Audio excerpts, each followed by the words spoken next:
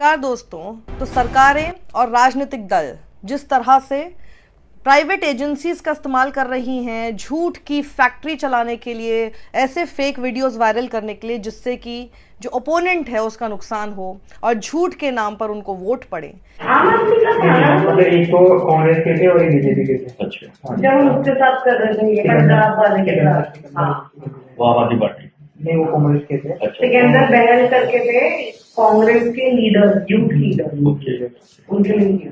इस दैनिक भास्कर की special investigation की दूसरी कड़ी में अब मैं आपको बताती हूं कि किस तरह से अखिलेश यादव के खिलाफ टोटी चोर वाला कैंपेन चलाया गया। वो सब कुछ कैमरे पर कबूल करता हुआ शख्स दिखाई देता है जिसका नाम है आकाश श्रीवास्तव।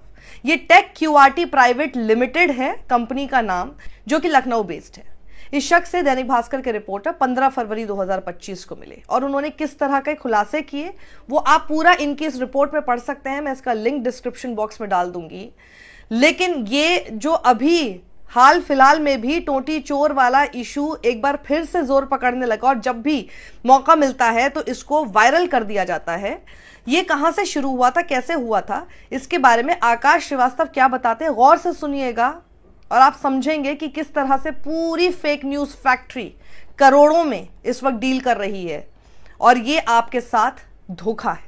तो रिपोर्टर ने पूछना शुरू किया कि जैसा आपने कहा कि सोनिया गांधी के बारे में फेक न्यूज बनाई, तो क्या न्यूज बनाई थी आपने और राहुल गांधी के बारे में भी थी क्या? तो वो जवाब देने लगते हैं कि बहुत सारी चीजें, सोनिया गांधी के रिलेशनशिप को लेकर काफी कुछ था, इनका चक्कर था, बॉयफ्रेंड था, मतलब इस तरह की कहानियां, बहुत सारी बातें थी। अब तो 2014 के वो पोस्ट निकालना बहुत मुश्किल है। गुजरात मॉडल को लेकर भी बहुत पॉजिटिव कहानियां बनाई गई थी। आपने देखा होगा ना, गुजरात मॉडल को लेकर बहुत बातें आपके सामने रखी गई, तारीफ की तारीफ होती रही। उस तरह का उसके बारे में एक पॉजिटिव कैंपेन करने की रणनीति थी। गुजरात मॉडल में ये होता है, वो होता है, इस तरह से 100% रोजगार है वहां पर, ये सारी बातें इन लोगों ने कही, ये कबूलते हुए नजर आते हैं। आगे आकाश बताते हैं, जैसे होता क्या है कि हम लोग बैठे हैं, बेसिकली मैं उस समय कंसल्टेंट था, उनके लिए बीजेपी में हम लोगों को सर्विस देना था। संयोजक हमारे मित्र थे, जैसे अभी हम लोग बैठे हैं और एक टॉपिक पर डिस्कशन होता है, वो डिफाइन हो गया और फिर आज अगर राहुल गांधी के ऊपर कुछ डालना है, इस तरह का डिस्कशन हुआ। फिर जो कमांड सेंटर बना हुआ था वहां 4-5 लोगों को बैठा दिया, कुछ भी रैंडमली ढूंढो, जो उनकी हिस्ट्री रही हो, गूगल पर ढूंढो, कहां से पढ़ाई की है, कौन कौन था साथ में, इंफॉर्मेशन निकाल लो और इसी इंफॉर्मेशन के बिहाफ पर फर्जी कहानी बना दी। इनका कोई दोस्त था, उससे चक्कर चल रहा है, ये राहुल गांधी की डिग्री फर्जी है, इत्यादि, मतलब इस टाइप की चीजें जो आपके सामने की जाती हैं। आकाश ने यह भी कबूल किया कि उस दौरान 2014 में वो खुद ऐसे फेक न्यूज कैंपेन में शामिल रहे जिसमें फैलाया गया था कि राहुल गांधी की शादी हो चुकी है। और इस बातचीत में आकाश किसी अभिषेक कौशिक का नाम भी मेंशन करते हैं। अब अभिषेक कौशिक जो शख्स हैं, उनका नाम का जिक्र आते ही अब मैं आपको बताऊंगी कि कैसे यही नाम का जिक्र अखिलेश यादव ने भी यूज किया था जब उनके ऊपर टोटी चोर वाला कैंपेन स्टार्ट किया गया था। अपनी प्रेस कॉन्फ्रेंस में उन्होंने इसका जिक्र किया था। तो आकाश आगे बताते हैं कि हमारे अभी तो साथ में नहीं है, लेकिन एक है अभिषेक कौशिक, शायद आप लोगों ने नाम सुना होगा, बीजेपी आईटी सेल में है, इस समय यूपी में है। जो टोटी चोर चल रहा है अखिलेश यादव का, वो इनकी ही देन थी। तो इनका एक पूरा प्रोफाइल दैनिक भास्कर ने आपके सामने रखा हुआ है, जो कि पेशे से वकील हैं, चेयरमैन है सॉफ्ट टेनिस यूपी के, और एजुकेशन इनकी ये है कि ये बीटेक कर चुकी हैं, कहाँ के रहने वाले हो सब बताया हुआ है। तो अब ये नोट की तरह दैनिक भास्कर ने आपके सामने ये इंफॉर्मेशन रखी है कि आप ये नोट कीजिए कि अभिषेक साल 2017 से 20 मई 2022 तक सीएम योगी आदित्यनाथ के ओएसडी रहे थे और उनकी सोशल मीडिया प्रोफाइल के मुताबिक वो अभी यूपी सॉफ्ट टेनिस एसोसिएशन के अध्यक्ष हैं। सरकारी घर से टोटी चोरी होने वाली घटना के बाद अखिलेश यादव ने भी प्रेस कॉन्फ्रेंस कर अभिषेक कौशिक और आईएएस मृत्युंजय नरेन पर उन्हें बदनाम करने का आरोप लगाया था।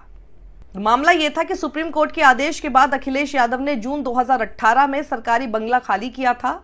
आरोप लगा था कि अपने साथ सरकारी बंगले की टोटियां भी वो ले गए हैं और इसके बाद 13 जून 2018 की प्रेस कॉन्फ्रेंस में अखिलेश टोटी लेकर गए थे।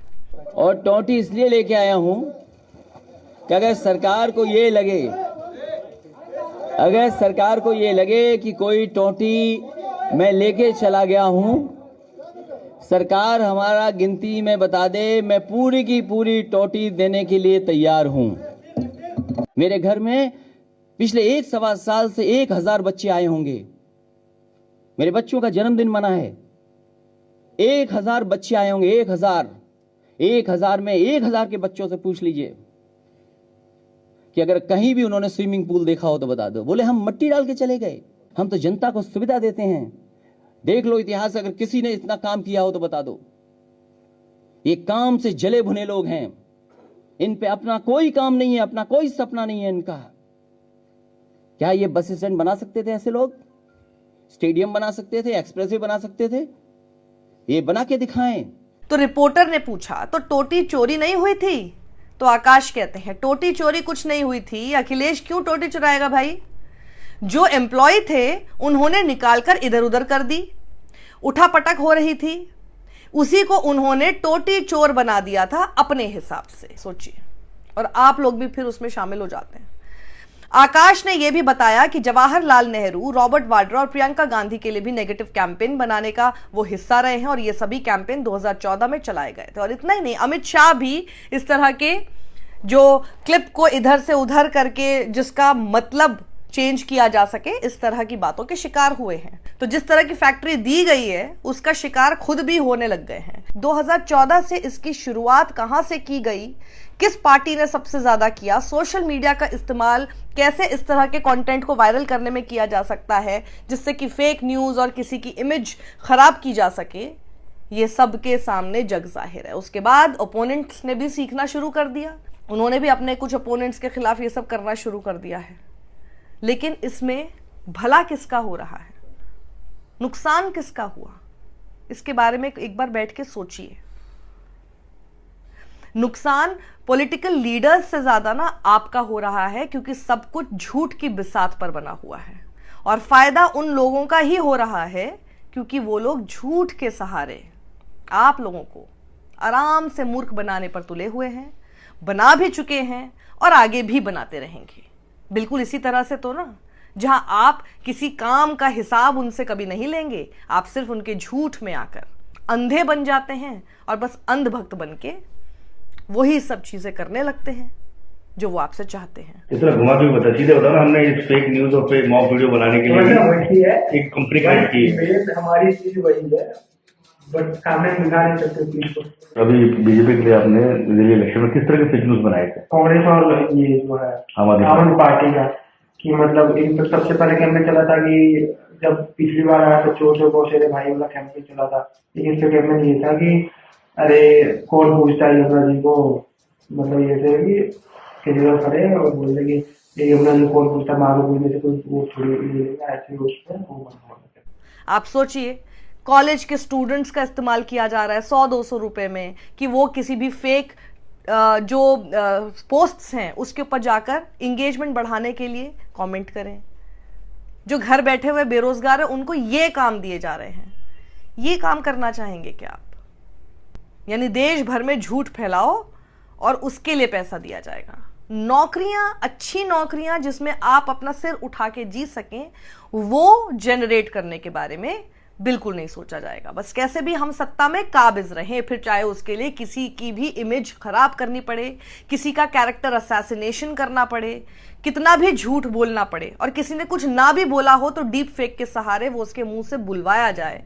ये सब कुछ जिसे कहते हैं साम दाम दंड भेद, सब करने को रेडी हैं ये लोग। पर आप रेडी हैं क्या? खुद से पूछिए। सत्यमेव जयते।